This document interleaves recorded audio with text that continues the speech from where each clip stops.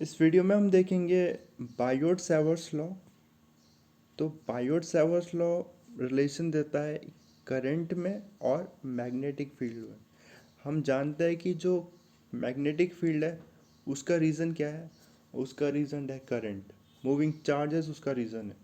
Even एक bar magnet में या परमानेंट मैग्नेट में जो इलेक्ट्रॉन्स हैं उनकी स्पिन है, तो उन स्पिन उसकी स्पिन के कारण ही, इलेक्ट्रॉन की मूवमेंट के कारण ही उसमें एक मैग्नेटिक फील्ड है।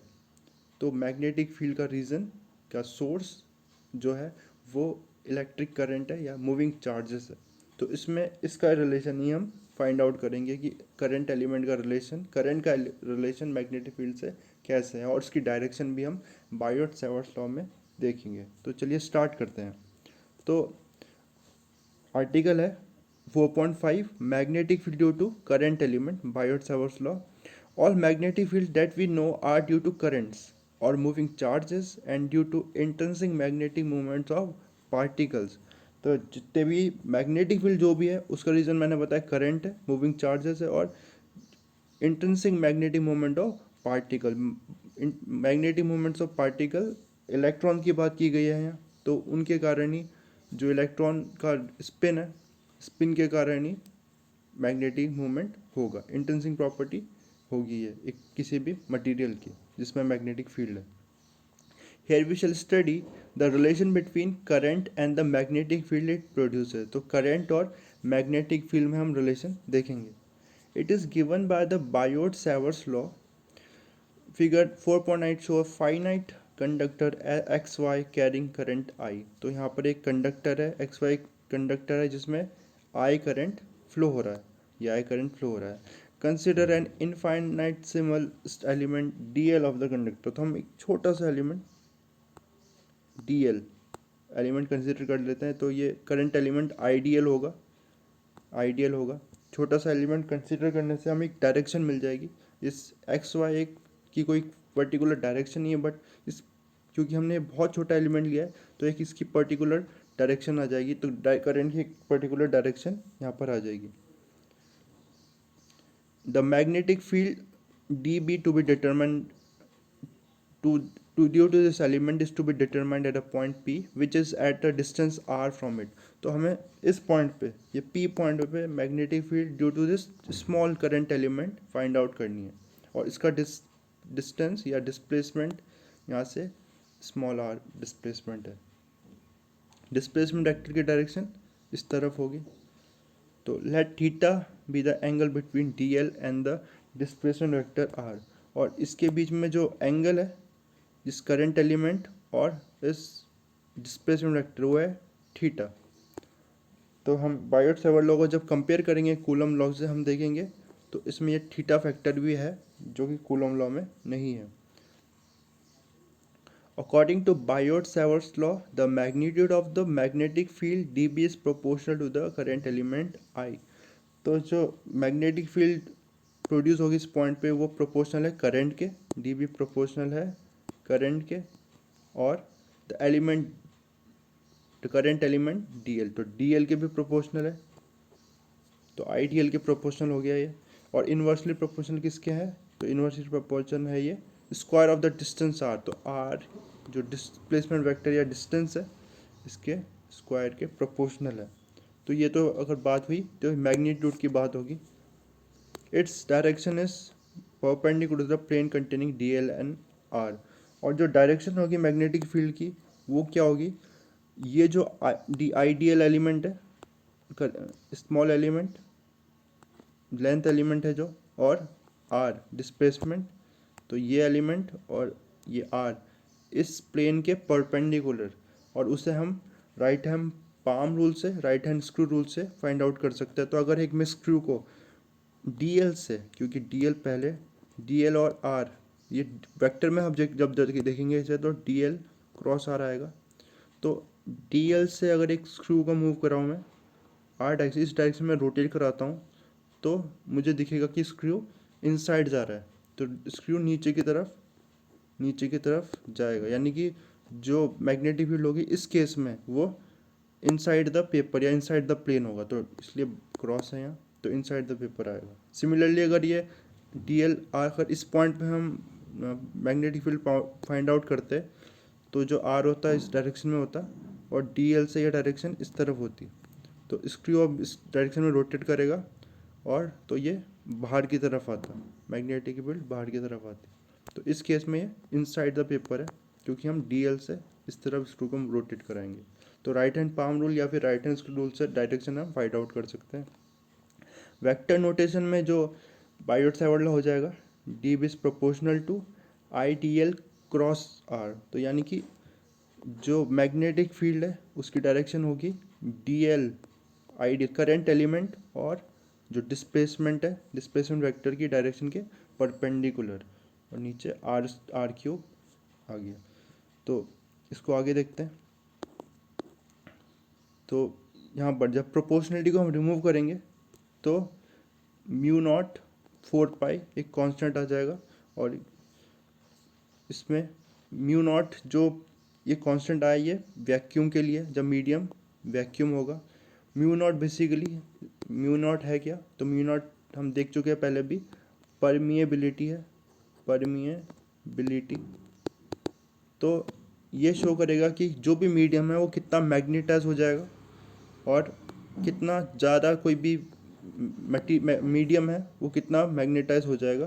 यानी कि म्यू नॉट जितना ज़्यादा होगा उतना ही मैग्नेटिक फील्ड ज़्यादा होगी। यानी कि म्यू नॉट इंक्रीज़ कर रहा है, जितना इसकी वैल्यू इंक्रीज़ होगी उतना ही ये मैग्नेटिक फील्ड को इंक्रीज़ कर रहा है। अनलाइक एप्सिलॉन नॉट जो कि डिक्रीज़ कर रहा था इलेक्ट्रिक फील्ड को, म्यू नॉट इंक्रीज़ कर रहा है, जितना भी ज़्यादा इसकी वैल्यू होगी उतना ज़्यादा ये इंक्रीज़ करेगा।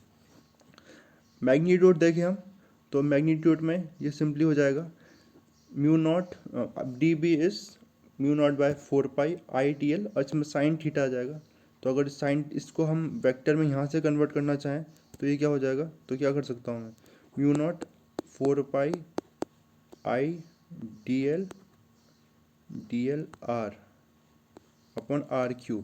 मैंने R को ऊपर नीचे मल्टीप्लाई एंड डिवाइड किया है, और ये साइन थीटा। तो हमें पता है IDL, जब भी दो DL R साइन थीटा होता है तो ये क्रॉस बन जाता है, तो DL क्रॉस R। तो इस तरह से नेक्स्ट है where we have use the property of cross product. तो हमने यहाँ क्रॉस प्रोडक्ट का यूज़ किया।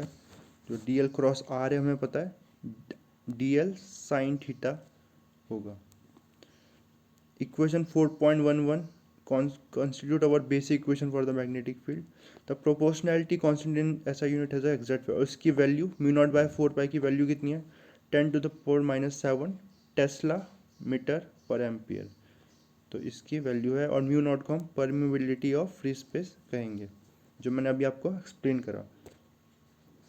नेक्स्ट है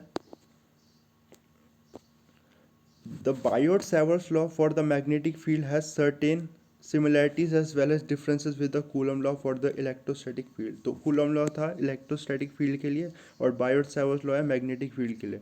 तो इनका कंपैरिजन करेंगे तो कुछ सिमिलैरिटीज़ है और कुछ डिफरेंसेस है। तो पहला देखते हैं, पहला डिफरेंस, पहले सिमिलैरिटी है। First, both are long range since both depend inversely on the square of distance from the source of the point of interest.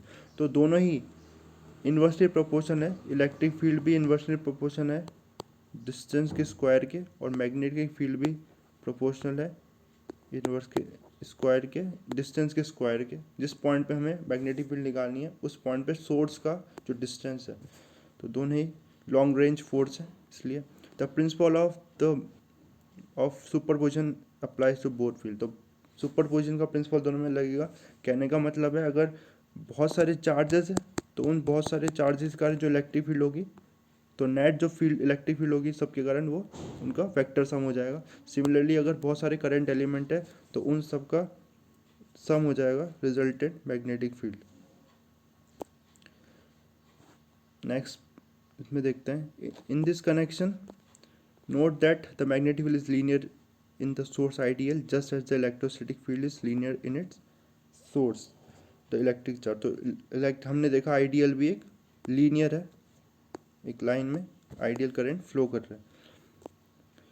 Second point है the electrostatic field is produce by a scalar source namely the electric charge. तो electrostatic field एक scalar quantity के कारण, scalar source जो electric charge है उसके कारण produce हो रहा है। Magnetic field is produce by vector source ideal. तो हमारा जो आइडियल है वो क्या है, एक वेक्टर है, उसकी एक डायरेक्शन भी है। तो आइडियल हमारा करंट एलिमेंट वेक्टर सोर्स है, तो मैग्नेटिक फील्ड एक वेक्टर सोर्स के कारण है। ये इसका डिफरेंस हो गया इन दोनों में। पहली वाली सिमिलैरिटी थी, दूसरा वाला डिफरेंस है। नेक्स्ट है third point, the electrostatic field is along the displacement vector joining the source and the field point. तो इलेक्ट्रोस्टैटिक फील्ड किस डायरेक्शन में होती है, तो जो सोर्स है और जिस पॉइंट पे हम इलेक्ट्रिक फील्ड निकालना चाहते हैं, तो ये इस along this line electric field होगी।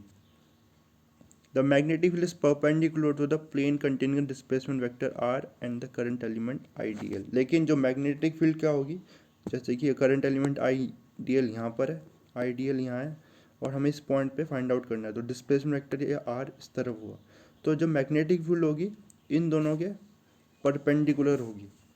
तो जबकि इसमें जो इलेक्ट्रिक फील्ड थी अलोंग द डिस्प्लेसमेंट वेक्टर थी, इसमें जो है डिस्प्लेसमेंट वेक्टर के परपेंडिकुलर है, आइडियल और आर के डायरेक्शन के परपेंडिकुलर है। तो ये डिफरेंस, एक और डिफरेंस आ गया इन दोनों में।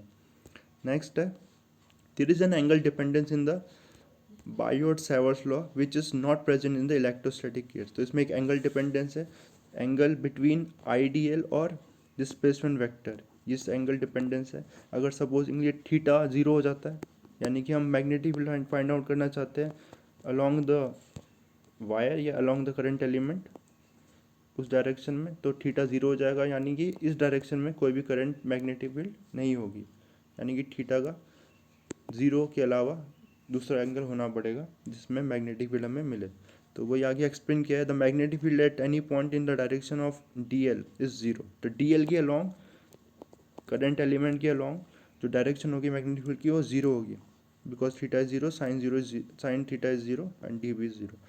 There is an interesting relation between epsilon naught the permittivity of free space, mu naught the permeability of free space and c the speed of light in vacuum। तो ये रिलेशन हम पहले भी देख चुके हैं कि अगर एप्सिलॉन नॉट और म्यू नॉट का प्रोडक्ट हम लेते हैं, उसमें 4 पाई का मैंने मल्टीप्लाई एंड डिवाइड किया, तो हमें पता है 4 पाई एप्सिलॉन नॉट की वैल्यू 1/9 × 10⁻⁹ और म्यू नॉट बाय 4 पाई की वैल्यू दोनों कांस्टेंट है 10⁻⁻⁷। और ये कितने के इक्वल आएगी, ये 3 × 10⁻8 के स्क्वायर के, और 3 × 10⁸ सी है, स्पीड ऑफ लाइट है जो एक कांस्टेंट है, तो सी स्क्वायर।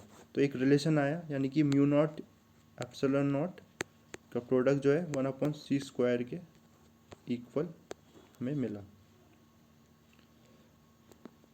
तो इसमें we will discuss this connection further in chapter 8 on the electromagnetic wave। तो electromagnetic wave chapter में इस relation को हम further discuss करेंगे।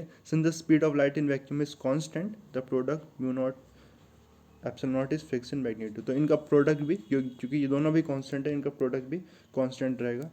Choosing the value of either epsilon or mu naught or epsilon naught fixes the value of the other। तो in SI unit mu naught is fixed to be equal to 4 pi into 10⁻⁻⁷। तो mu naught की value 4 pi into 10⁻⁻⁷ मिल जाएगी magnitude में।